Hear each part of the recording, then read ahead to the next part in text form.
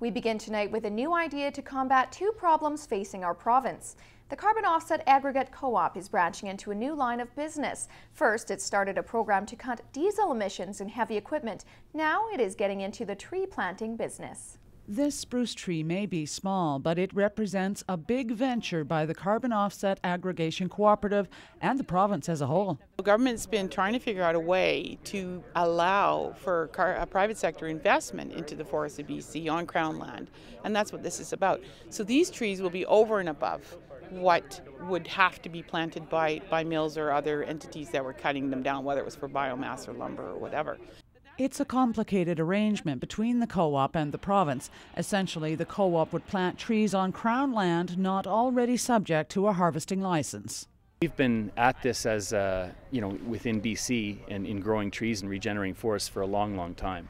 The issues are around the protocols that govern this so that you can demonstrate that it's a net benefit for what you're doing. It's not just business as usual. Once you've jumped through those, in terms of being able to regenerate forests, we're very good at that in BC.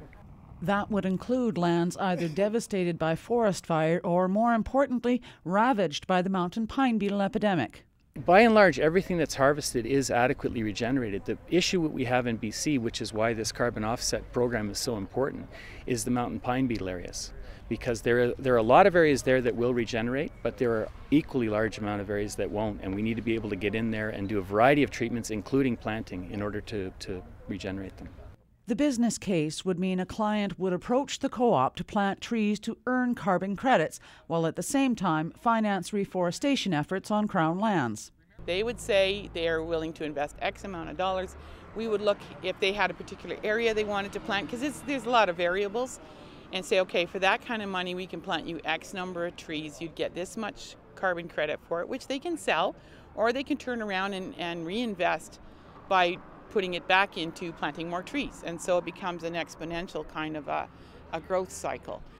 Next week, the co-op will plant the first 10,000 privately funded trees on lands southwest of Quesnel in conjunction with Earth Day. Cheryl Jan, CKPG News.